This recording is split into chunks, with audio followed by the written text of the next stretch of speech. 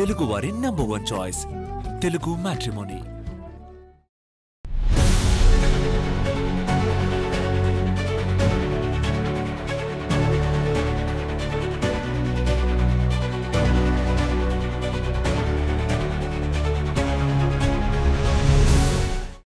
Hi viewers, welcome to Aadhan మరోకోణం. నేను ప్రసాద్.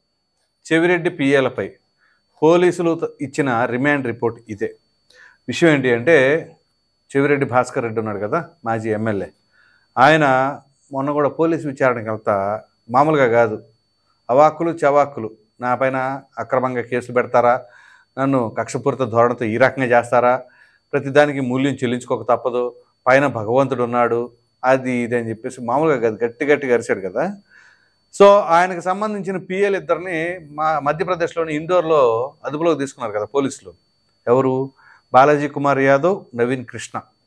వీళ్ళిద్దరికి సంబంధించి విచారణ అంటే దర్యాప్తు జరిపిన తర్వాత కోర్టులో ప్రవేశపెడతారుగా, దానికి రిమాండ్ రిపోర్ట్ ఇచ్చారు. ఆ రిమాండ్ రిపోర్ట్లో ఇప్పుడు నేను ఏమేమి ఇచ్చారనే అంశాలను కూడా తెలియజేస్తాను.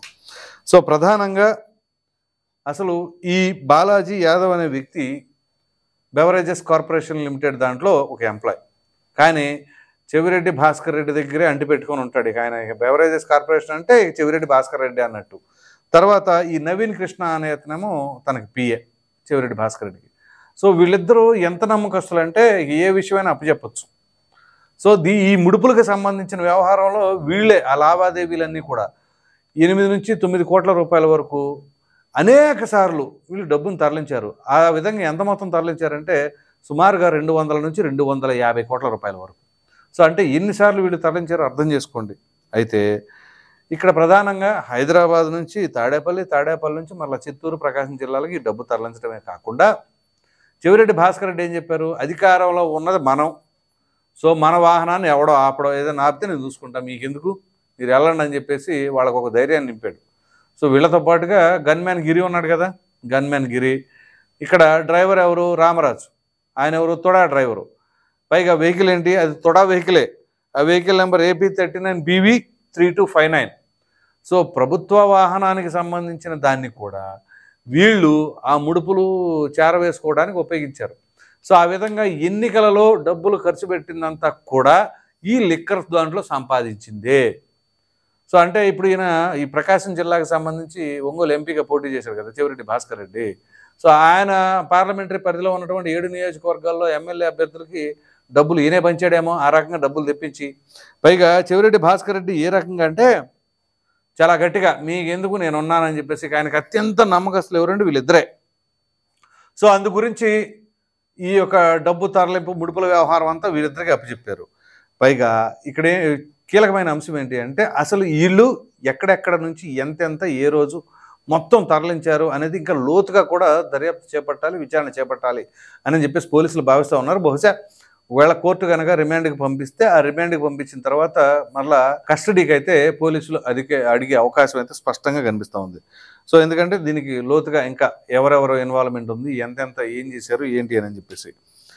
అయితే వీళ్ళు ఇప్పుడు ఈ రకంగా ఈ డబ్బులు ఎంత తరలించారు, ఏ విధంగా తరలించారు అనేది మాత్రం ఈ call detailed recording, call data recording ఉంది చూసారా, అది. వాటితో పాటుగా ఈ టోల్స్లో ఏదైతే ఆ టోల్ ప్లాజాలో ఉంటుంది కదా, వాళ్ళు ఒకసారి టోల్ ప్లాజా అంటే ఖచ్చితంగా దానికి సంబంధించిన డేటా అంతా ఉంటుంది, అలాగే విజువల్స్ ఉంటాయి. వీటన్నిటినీ ఆ రిమాండ్ రిపోర్ట్లో పొందుపరిచి కోర్టు ముందు ప్రవేశపెట్టారు. అంతేకాకుండా ఏదైతే తాడేపల్లిలో ల్యాండ్ మార్క్ అపార్ట్మెంట్ అని ఒకటి ఉంది చూసారా, ప్రణయ్ ప్రకాష్ అక్కడ ఒక ఫ్లాట్ అద్దెకి తీసుకొని ఉంటున్నారు అని చెప్పేసి, ఆ ఫ్లాట్కు సంబంధించిన దగ్గర అక్కడ నుంచి డబ్బులు అంటే హైదరాబాద్ నుంచి తాడేపల్లికి రావడం కావచ్చు, తాడేపల్లి నుంచి మరలా తిరుపతికి కావచ్చు, అలాగే ప్రకాశం జిల్లాకు కావచ్చు, ఆ విధంగా వీళ్ళు చేరవేసిన అంశాలను కూడా పొందుపరిచారు. వీటన్నిటితో పాటుగా ఇంకొక ట్విస్ట్ కూడా ఉంది ఈ రిమాండ్ రిపోర్ట్లో. ఆ ట్విస్ట్ ఏంటో తెలుసా మీకు? ఈ వీళ్ళు డబ్బులు అట్టపెట్టిల్లో తరలిస్తున్నారు అని చెప్పేసి అక్కడ స్థానికంగా ఉన్న వాళ్ళకి ఎవరో ఒకరు, ఇప్పుడు మన ఇండియాలో సైకాలజీ ఏంటండి, మన ఇంట్లో ఏం జరుగుతుందనే దానికంటే ప్రక్క ఇంట్లో ఏం జరుగుతుందని తొంగి చూసేవాళ్ళు ఎక్కువ కదా. సో అది కూడా ఇక్కడ ఒక సాక్ష్యంగా అవతరించింది. ఏంటి అంటే ఈ ల్యాండ్ మార్క్ అపార్ట్మెంట్లో డబ్బులు నిల్వ ఉంచడం కావచ్చు, మరలా అక్కడ నుంచి తరలించే విధానం కావచ్చు, అట్టపెట్టెలు. సరే అట్టపెట్టెలు ఏదైనా వస్తువు తరలిస్తే ఒకసారి 2 సార్లు తరచూ తరలించరు కదా. సో ఆ ప్రకారంగా వీళ్ళు అట్టపెట్టిలో డబ్బులు తరలించారు. అంటే ఒకవేళ ఉదాహరణకి ఒక వ్యక్తి ఉన్నాడు అనుకోండి, ఈ అట్టపెట్టెలు వెళ్తా ఉంటే ఏమో జనరల్గా అనుకుంటాడు ఇది అట్టపెట్టెలని. అది బండారం బయటపడితే ఆ అట్టపెట్టెలో వెళ్ళింది డబ్బులే అని చెప్పేసి ఇట్లా ఇన్వెస్టిగేషన్ జరుగుతున్నప్పుడు తెలిస్తే వాళ్ళు ఆటోమేటిక్గా అవునండి నిజమే, అప్పుడు నేను చూసేవాడిని, ఏంటో మాట్లాడితే వారానికి 2 సార్లు వచ్చి అట్టపెట్టెలో తరలిస్తూ ఉండేవాళ్ళు, ఇప్పుడు బయటపడతా ఉంటే ఓహో అప్పుడు తరలించింది డబ్బేనా అనే అనుమానంతో ఇన్ఫర్మేషన్ చెప్పుండొచ్చు. సో అక్కడ ఉన్న స్థానికంగా ఉన్న కొంతమంది వాళ్ళు అంటే చుట్టుప్రక్కల ఉండేవాళ్ళు కావచ్చు, సెక్యూరిటీ సిబ్బంది ఉంటారు కదా. ఇప్పుడు ఉదాహరణకి ఒక అపార్ట్మెంట్ ఉంది అంటే దానికి వాచ్మెన్ ఉంటాడు, వాళ్ళు చెప్పిన దాన్ని బట్టి కావచ్చు. ఇక్కడ రిమాండ్ రిపోర్ట్లో పొందుపరిచారు ఆ స్టేట్మెంట్ కూడా. ఇది కూడా చాలా ఆసక్తికరంగా ఉండబోతుంది ఈ సెక్షన్ కూడా. సో ఈ విధంగా 2024 మార్చిలో 1వ తేదీ, 2వ తేదీ, 24వ తేదీ, 25న, 26న, అలాగే ఏప్రిల్ 1, 2, 27, 28వ తేదీల, మే 6, 7, 8వ తేదీల్లో ఈ ప్రకారంగా డబ్బులు తరలించారు అని చెప్పేసి దానికి కాల్ డేటా రికార్డింగు అలాగే విజువల్స్తో ఉన్నవి వాళ్ళు అంటే విజువల్స్ అంటే ఈ టోల్ ప్లాజా విజువల్స్ కోర్టుకు సమర్పించారు. సో ఇక్కడ గమనించవలసిన అంశం ఏంటి అంటే ఈ నవీన్ యాదవ్, బాలాజీ యాదవ్ హైదరాబాద్ నుంచి ఏపీకి ఇదే తరహాలో తరలిస్తూ ఉన్నప్పుడు ఇప్పుడు మే 6, 7, 8 తేదీలో ఉన్న చూసారా, 8వ తేదీన దొరికిపోయారు. సో అప్పుడు 8.36 కోట్లు దొరికిపోయినాయి కదా. ఆ దొరికిపోయినప్పుడు చాలా కీలకమైన అంశం ఏంటి అంటే అది జరిగిన తర్వాత ఏ రోజైనా డబ్బులు తరలింపులు జరిగినాయా? ఇక 8వ తేదీ ఎప్పుడైతే డబ్బులు పట్టుకున్నారో ఇక దాంతో క్లోజ్. ఎలక్షన్స్ ఎప్పుడండి? 13వ తేదీ. సో ఇక 9వ తారీఖు ఏదైనా అమౌంట్ తరలిద్దాం అనుకున్నా ఆల్రెడీ బుక్ అయిపోయి ఉంటారు కదా. మరలా అప్పటికప్పుడు కొత్త వాళ్ళని నమ్మకస్తులు తీసుకొచ్చి తరలించాలి అంటే సాధ్యపడదు. సో అందుకని 8వ తారీఖుతోనూ ఆగిపోయిందా?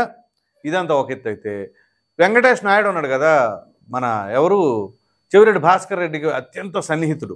ఆ వెంకటేష్ నాయుడికి అతను బంజారా హిల్స్లోని క్రిష్ వ్యాలీ అనే అపార్ట్మెంట్లో ఉంటున్నాడు. ఆ క్రిష్ వ్యాలీ అనే అపార్ట్మెంట్లో ఉంటే అక్కడ అంటే ఇక్కడ రాజకేశిరెడ్డి ఎవరెవరైతే రాజకేశిరెడ్డి, దిలీపు ఆయన అనుచరుడు పిఏ దిలీపు, చాణక్య వాళ్ళ దగ్గర నుంచి ఆ సొమ్ము తీసుకునేది ఎవరు? వెంకటేష్ నాయుడు. వెంకటేష్ నాయుడు తీసుకుని ఏం చేస్తున్నాడు? ఈ క్రిష్ వ్యాలీ అనే అపార్ట్మెంట్ బంజారా హిల్స్లో ఉందన్నమాట. అది వెంకటేష్ నాయుడు దట అక్కడ పెట్టుకోవడం. సో అక్కడికి ఈ గన్మ్యాన్ గిరి కావచ్చు, బాలాజీ యాదవ్ కావచ్చు, నవీన్ కృష్ణ కావచ్చు అక్కడ నుంచి డబ్బు తీసుకొచ్చి తాడేపల్లికి తరలించడం. తాడేపల్లి ఎవరు ఉంటారు? ప్రణయ్ ప్రకాష్ ఉంటాడు. ఈ ప్రణయ్ ప్రకాష్ దగ్గరికి తీసుకురావడం. తీసుకొచ్చిన తర్వాత ముందు డబ్బులన్నీ అక్కడ స్టోరేజ్ చేసిన తర్వాత అక్కడ నుంచి డిస్ట్రిబ్యూషను అది చిత్తూరు జిల్లాకు వెళ్ళాలా, ప్రకాశం జిల్లాకు వెళ్ళాలా. చిత్తూరు జిల్లాలోనేమో చెవిరెడ్డి మోహిత్ రెడ్డి చంద్రగిరి నియోజకవర్గంలో ఆయన కుమారుడు చెవిరెడ్డి కుమారుడు ఆయన పోటీ చేస్తున్నాడు. ప్రకాశం జిల్లాలోనేమో ఏకంగా చెవిరెడ్డి పోటీ చేస్తున్నాడు. సో అక్కడికి కావాలంటే అక్కడికి, ఇక్కడికి కావాలంటే ఇక్కడికి, ఎంత కావాలంటే అంత ఈ ప్రణయ్ ప్రకాష్ దగ్గర నుంచి అంటే ముందు అమౌంట్ అంతా ముడుపులు ఎంత వచ్చినాయి అనేది వెంకటేష్ నాయుడు దగ్గర నుంచి అక్కడ నుంచి ఈ ప్రణయ్ ప్రకాష్ దగ్గర అక్కడ నుంచి మరలా ఈ రకంగా డిస్ట్రిబ్యూషను. సో ఇంత నెట్వర్క్ బిల్డ్ చేశారు వీళ్ళు. ఇదంతా కూడా ఈ రిమాండ్ రిపోర్ట్లో పొందుపరిచారు పోలీసులు. వీటితో పాటుగా ఒక లారీ, ఆ లారీ ఏంటి? AP 03TA 4566 అనే లారీని కూడా వాడేశారు ఈ విధంగా ముడుపులు చేరవేయటం కోసం. సో ఈ ప్రకారంగా వీళ్ళు ఎంత దోచేశారు, ఏది మామూలుగా భోజనం చేసేవాడు చేత్తో ఇలా అంటే ఏదో కాకి ఎంగిల్ మెతుకులు విసురుతారంటారు చూసారా, ఆ తరహాలో ఎన్నికల సమయాల్లో వాళ్ళు చేరవేసుకున్న డబ్బు ఇక మిగతాదంతా కూడా వీళ్ళు దోచేసి దాచేసుకున్నారా? సో అదంతా కూడా ఇప్పుడు బయట పడాల్సి ఉంది. సో ఇప్పుడు సిట్ అధికారులు అయితే చాలా లోతుగానే దర్యాప్తు చేస్తూ ఉన్నారు. మరి దీనికి సంబంధించి ఇది ఎంతవరకు వెళుతుంది, తాడేపల్లి గేట్ దాకా టచ్ అవుతుందంటే మనం ఈ లిక్కర్ స్కామ్ పైన వీడియోలు చేస్తున్న ప్రతి దాంట్లో కూడా ప్రజలు కామెంట్స్ ఏం పెడుతున్నారంటే అది ఏమీ జరగదు, జగన్మోహన్ రెడ్డి గారి దగ్గర అసలు వెళ్ళదు ఆ కేసు, మీరేం కంగారు పడద్దు, మీరు ఎంత చేసి మీ కంఠశ్వాస తప్ప ఏమీ జరగదని. అంటే ప్రజలకు కూడా అంత క్లారిటీ ఉంది. ఇక ఖచ్చితంగా కేంద్ర పెద్దల ఆశీస్సులు ఉన్నాయి. సో జగన్మోహన్ రెడ్డిని కాపాడుతున్నది ఎవరో అందరికీ తెలుసు, డైరెక్ట్గా ప్రధాని గారే ఉంటే ఈయనకేమైద్ది అని చెప్పేసి అని కూడా కామెంట్లు చేస్తున్నారంటే ఇక ప్రజలు ఏ రకంగా వాళ్ళకి ఆ అవగాహన ఉందో అర్థం చేసుకోండి. సో వీళ్ళు పైకి చెప్పేది ఒకలాగా ఉంటుంది కానీ లోపల ఇంకోటి జరుగుతూ ఉంటుంది అని చెప్పేసి అంటూ ఉన్నారు. సో ఎంత జరుగుతున్నా ఏం చేసినా ఈ లిక్కర్ స్కామ్లో మాత్రం ఏమి జరగదని చెప్పేసి కొంతమంది అభిప్రాయపడుతున్నారు. కానీ సరే చట్టం వాళ్ళ పని అని చేసుకుపోతూ ఉంటుంది. న్యాయస్థానాలు అక్కడ లభించిన సాక్ష్యాధారాలను బట్టి వాళ్ళ తదుపరి చర్యలు ఉంటాయని చెప్పేసి మనం ఒక పౌరుడిగా నమ్మాలే తప్ప ఇవన్నీ కూడా మనం బలంగా నిరూపించడానికి కూడా ఎవరి దగ్గర ఏమి సాక్ష్యాధారాలు ఉండవు కదా. కాకపోతే అర్థమైనా కానీ దాన్ని ఏమీ చేయలేని పరిస్థితుల్లో ఉంటాయి కాబట్టి. సో మొత్తానికి ఈ లిక్కర్ స్కామ్కి సంబంధించిన దాంట్లో అయితే ఈ బాలాజీ యాదవ్, ఈ నవీన్ కృష్ణ వీళ్ళిద్దరి పైన రిమాండ్ రిపోర్ట్ అయితే పోలీసులు సమర్పించారు. మరి చూద్దాం ఏం జరగబోతుంది ఏంటి అనేది. ఈ వీడియో కనుక మీకు నచ్చినట్లు లైక్ చేయండి, షేర్ చేయండి. అదేవిధంగా ఏదైతే రిమాండ్ రిపోర్ట్లో ఈ చెవిరెడ్డి పిఏల పైన ఇచ్చారు కదా పోలీసులు కోర్టుకి, దానిపైన మీ అభిప్రాయాన్ని కామెంట్ సెక్షన్లో తప్పని తెలియచేయండి. Thank you.